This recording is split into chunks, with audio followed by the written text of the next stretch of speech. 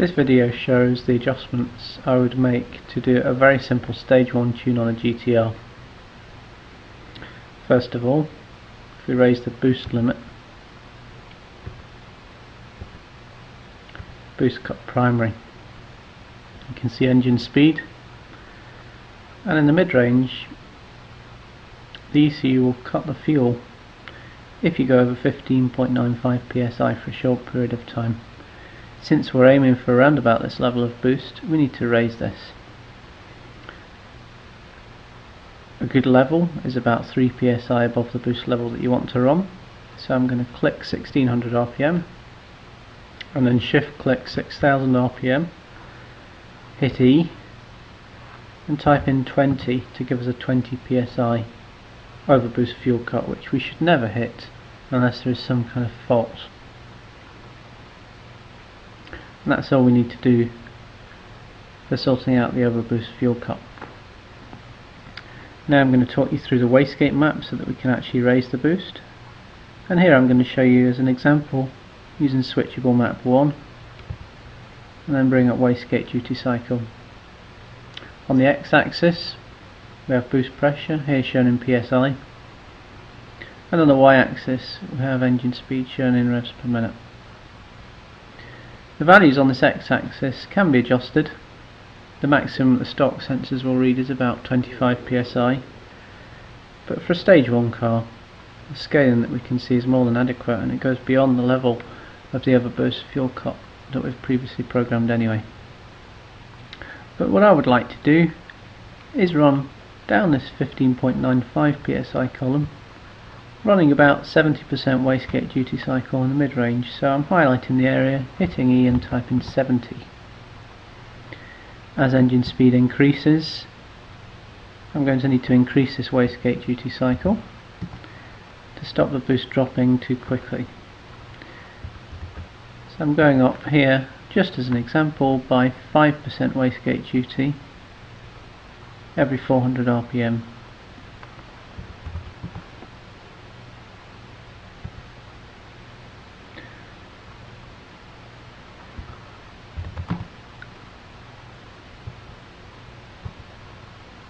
At the red line I'm going to end up at 100% wastegate duty cycle.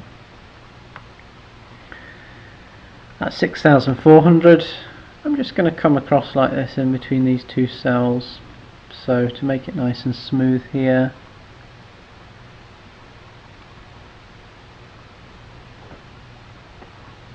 let's have 92.5 and 97.5.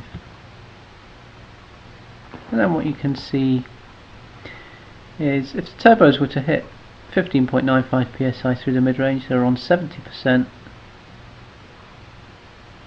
until 4400 RPM, and then the wastegate duty will start to increase every 400 RPM, going 75, 80, 85, 90. In between these two cells here there's linear interpolation going on which averages them, so we get 90, 95 and then finally 100. In the graphic below, which you can rotate and of course make bigger on your own computer screen, you can see what's going on, and we've not finished this yet because we've only done this 15.95 psi column. Now what I like to do on standard turbos, on standard actuators like this stage 1 car would have, is to make it fall off by about 5%, so that if for example we were to go up to 17.4 psi, rather than having 70% here we'd maybe drop to 65%, and then if we overboost a little bit the ECU will try and bring the boost level down. So I'm going to put some values of 65 in this column next to it. Continuing, we could put 60 here, 55 and then 50, so we could put 50 in this final column. We can highlight this whole block to fill in the values in between, and then hit H, which is for horizontal interpolation, and you can see it's produced a nice 5 gradient. You can see the changes starting to take shape in the graphic below. If we're running less than the target boost, we want a little bit more wastegate duty, so rather than 70 you might want the 75 to go in this area here, 80, 85, 90, 95 and even 100 up here, so that we're only at 7 psi. If we wanted to kick the turbos, get them moving, rather than 10, we'll actually have 100 here. Again, we can horizontally interpolate by selecting the block and hitting H. Probably want 100 here as well. And again, because the ends of this block are both the same, it's going to fill in the whole block with 100. So you can see now we've just about done the mid-range. If you imagine what the engine is going to do as it comes through this area, if you go full throttle at 2000 RPM, it's going to come across here and down here and down to the red line. So we want to do a similar process either side of these other areas that we've not altered yet. So again, the adjustment of 5 is quite good. So if we've got 75 here, we could have 70, 65, 60 and 55 here. So what we could do is select this area, hit Ctrl C to copy it to the clipboard, and then we can copy it over to this area on the right hand side and hit Ctrl V to paste it. But we want this to be 70, 65, 60, 55, so we want to knock 20 off these areas here. So if we hit shift and minus, we can do a large decrement.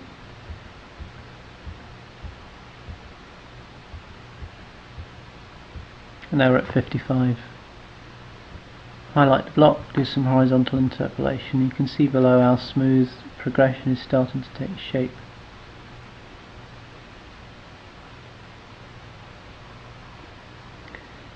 We're going to increase to the left here as well, so we could again highlight this area. In fact, no, I'm not. I'll just put these in manually because some of them are going to get near to 100 and there's no point going over 100. So this one will be 95 here.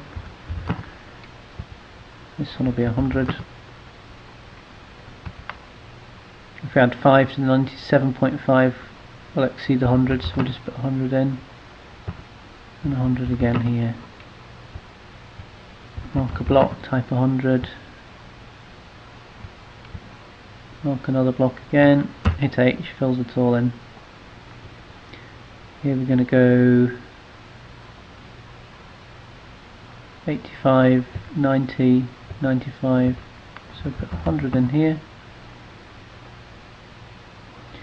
80, 85, 90, 95, so we want 100 in here.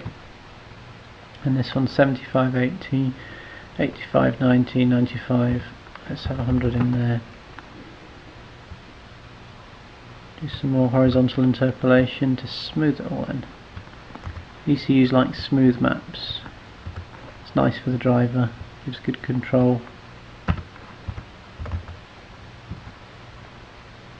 Feels like you're driving a good quality car. Let's do some more horizontal interpolation. So you don't need to type numbers in every one of these cells, you put the trends in, and pretty soon here we're going to do 95, 90, 85, 80, 75 in this bottom corner here. Mark the block, horizontally interpolate that. So we've got a complete map now. We're gradually increasing wastegate duty as the engine speed increases. We've got high wastegate duties at low boost levels to spool up turbos. Just below our boost target we've got slightly higher levels to try and push it upwards. Just above our boost target we've got slightly lower levels to push the boost downwards. That's all there is to it for the boost. The last bit of this video is to show you some adjustments to the fuel map. Now, standard fuel maps are quite cautious. They're a little bit rich, you'll get black smoke out the back of a car like this. And it's been found that approximately 0.80 in the fuel maps or 11.76 in AFR. In the full throttle areas of the map work quite well. So again, we've got engine speed on the y-axis. On the x-axis we've got theoretical pulse width, in other words engine load. What I'm going to do here is simply take the areas that are richer than 11.76 and make them 11.76. Pretty simple, but it works. So let's take this right hand column here. They're all richer than 11.76, so let's just make them all 11.76. Same here.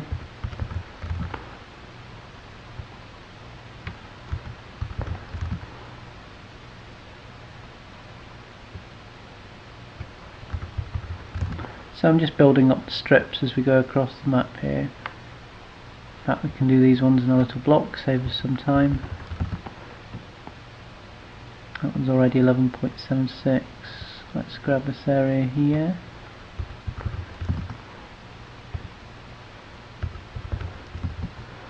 There we go.